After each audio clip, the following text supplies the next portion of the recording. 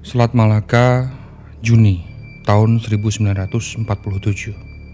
Dua kapal Amerika Serikat sedang patroli di kawasan tersebut. Tiba-tiba menerima panggilan radio darurat dari sebuah kapal yang bernama SS Orang Medan. SS Orang Medan meminta bantuan. Tapi saat baru mau dievakuasi, pemandangan horor terhampar mulai dari bagian dek hingga ke dada kapal. Tidak ada yang selamat. Mayat seluruh kru SS Orang Medan ditemukan dalam kondisi yang sangat mengerikan. Dan apa yang terjadi selanjutnya tercatat sebagai salah satu pertanyaan terbesar, misteri terbesar dalam sejarah kemaritiman internasional. Selamat datang di Persami, Perkemahan Selasa Misteri. Kali ini saya Riva dan rekan saya Yantina akan mengupas sebuah misteri dari kapal SS Orang Medan yang karam di Selat Malaka. Apa sebenarnya yang terjadi dan siapa yang membunuh seluruh awak kapal dari SS Orang Medan? Persami bukan jurnalisme data. Persami bukan pula jurnalisme investigasi. Persami adalah jurnalisme yang bukan-bukan.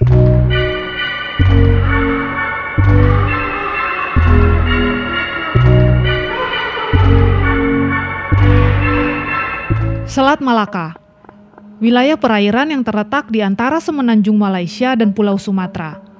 Secara geografis, Selat Malaka adalah selat paling strategis di Asia Tenggara. Salah satu jalur pelayaran paling penting, serupa dengan terusan Suez atau terusan Panama. Sebuah kawasan perairan yang jadi jalur bisnis para penguasa kerajaan zaman dulu sampai sekarang masih menjadi jalur sentral perdagangan internasional.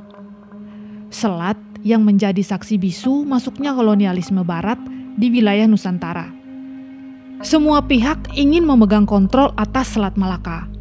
Konon, siapa yang menguasai Selat Malaka, maka ia menguasai Asia Tenggara. Tapi pesona Selat Malaka tak sampai di situ saja. Di perairan ini, kita juga sering mendengar cerita-cerita misterius yang sampai sekarang belum terpecahkan kebenarannya. Salah satu yang paling terkenal adalah insiden yang menimpa kapal SS Orang Medan. Sebuah kapal kargo berbendera Belanda yang mulai berlayar sejak tahun 1940-an. Satu-satunya catatan mengenai kapal ini adalah kapal ini pernah berlayar ke Costa Rica. Dan ini menjadi catatan satu-satunya mengenai kapal ini. Selebihnya, rekam jejak kapal ini masih amat misterius. Referensi pertama mengenai insiden kapal SS Orang Medan berasal dari sebuah catatan yang dipublikasikan United States Coast Guard atau penjaga pantai Amerika Serikat pada bulan Mei tahun 1952. Judulnya Proceedings of the Merchant Marine Council. Kisah ini terjadi pada bulan Juni tahun 1947 atau 2 tahun pasca Indonesia menyatakan kemerdekaannya. Dua kapal Amerika, City of Baltimore dan Silver Star, yang saat itu sedang berpatroli di Selat Malaka, tiba-tiba menerima pesan radio. Suaranya terdengar panik, tapi samar-samar. Seakan ada sesuatu yang genting di seberang sana. Benar saja, panggilan itu datang dari kapal SS Orang Medan. Dan meskipun samar-samar, awak kedua kapal Amerika berhasil menangkap satu kalimat, "Aku hampir mati." Hanya sepenggal kalimat itu. Entah apa maksudnya. Tak lama kemudian, kru kapal SS Orang Medan juga mengirim pesan lewat kode Morse. Kru kedua awak kapal Amerika kemudian makin dibikin merinding. Isi pesannya, semua awak kapal termasuk kapten terbaring sekarat di ruangan peta dan anjungan. Mungkin semuanya sudah meninggal dunia. Mendengar pesan SOS itu, kapal Silver Star dan City of Baltimore langsung menuju lokasi kapal SS Orang Medan untuk menjalankan proses evakuasi. Sampai lokasi, kru asal Amerika terkejut. Kapal SS Orang Medan seakan-akan terombang-ambing tanpa tujuan yang jelas. Penampilan luarnya pun terlihat seperti sudah lama ditelantarkan. Pemandangan lebih horor kemudian terlihat saat kru sudah berhasil menaiki SS Orang Medan. Mayat kapten dan para kru kapal bergeletakan di geladak, dek, ruang mesin, hingga anjungan kapal. Kru penyelamat hanya bisa tercekat. Senter mereka arahkan ke para korban dan mereka melihat pemandangan yang lebih mengenaskan. Korban tewas dalam kondisi mata terbelalak. Seketika itu kru penyelamat merasakan aura mistis. Ekspresi muka korban seperti menunjukkan mereka terbunuh atau dibunuh. Tapi oleh siapa? Siapa yang bisa melakukan hal mengerikan ini? Karena anjing peliharaan yang dibawa kru SS Medan juga ditemukan sudah tak bernyawa. Anehnya, tidak ditemukan tanda-tanda kekerasan. Tidak ada cipratan darah. Tidak ada tanda-tanda perlawanan dari para korban. Dalam kondisi yang mengerikan sekaligus tak logis itu, Kapten kapal Silver Star memerintahkan agar tali penggeret dipasangkan ke SS Orang Medan. Rencananya, kapal bisa dibawa ke pelabuhan terdekat. Ini langkah yang penting untuk memulai investigasi, agar aparat setempat bisa memahami sebenarnya apa yang terjadi. Apa atau siapa yang menyebabkan kematian seluruh kru kapal. Namun, sebelum perintah sempat dilaksanakan, kapal SS Orang Medan tiba-tiba mengeluarkan asap tebal. Lalu disusul ledakan kecil, dan akhirnya beberapa kali ledakan yang lebih besar. Kru penyelamat otomatis kembali ke kapal masing-masing, menyelamatkan diri. Dari jarak yang masih cukup dekat, mereka menyaksikan kapal SS Orang Medan pelan-pelan tenggelam. Semua bukti-bukti karam ke dasar lautan bersama seluruh kru kapal yang meninggal. Dan hanya meninggalkan misteri. Ada berbagai teori dan spekulasi tentang apa yang terjadi, tentang apa yang sebenarnya terjadi di kapal SS Orang Medan. Beberapa orang bahkan menganggap kisah itu hanyalah legenda, mitos yang menyebar di kalangan pelaut.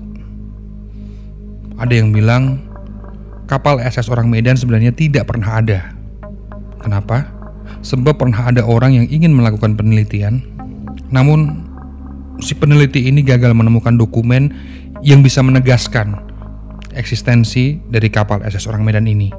Insiden ini pun tidak tercatat dalam Lloyd's Shipping Register, sebuah organisasi kemaritiman asal Inggris yang reputasinya sudah sangat mendunia.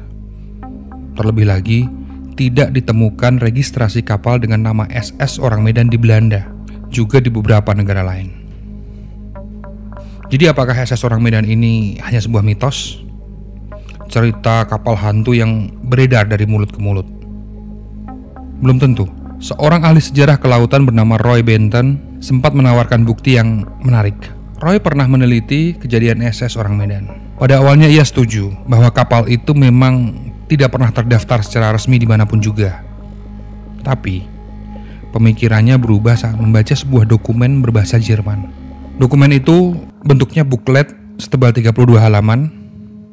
Penulisnya bernama Otto Mielke dan judulnya adalah Das Totenschiff in der Südsee, yang kurang lebih artinya kapal kematian di Laut Selatan. Dalam dokumen ini Otto menulis secara rinci tentang profil SS Orang Medan, baik itu rutenya, muatan kargonya hingga nama kapten tercatat rapi dalam buklet itu. Temuan ini kemudian menjadi dasar bagi satu teori yang paling menarik. Konon, SS Orang Medan ini bukanlah nama kapal yang sebenarnya. Identitas asli kapal ini dipalsukan karena kapal ini digunakan untuk operasi penyelundupan bahan kimia. Misteri mulai terkuak. Lalu bahan kimia apa yang diselundupkan?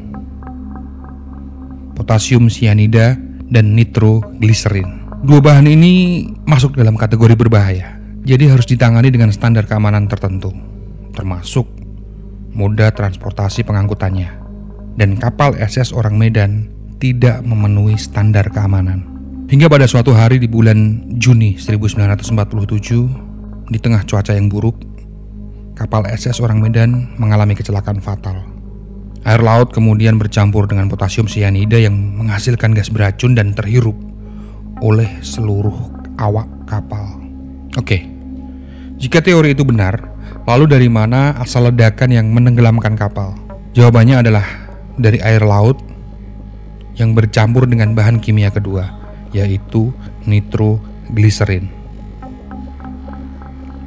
Percampuran keduanya lalu menghasilkan ledakan yang membuat badan kapal akhirnya bocor dan akhirnya menenggelamkan kapal.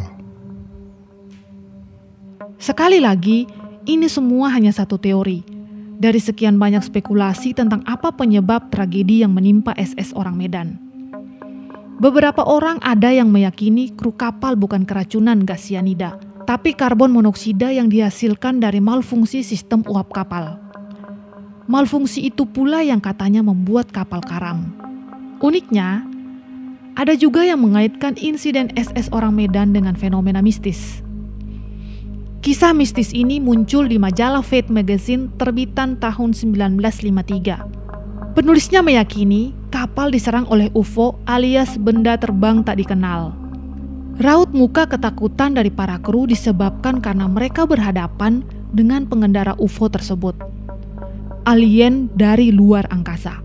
Betapapun dramatisnya cerita-cerita tentang SS Orang Medan, tidak dapat dipungkiri. Selat Malaka adalah kawasan yang amat menakjubkan.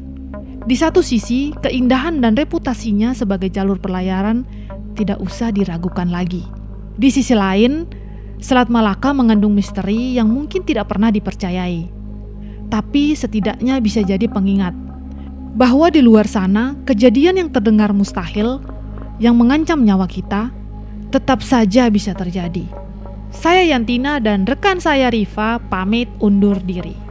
Sampai jumpa di Selasa berikutnya di Persami edisi selanjutnya.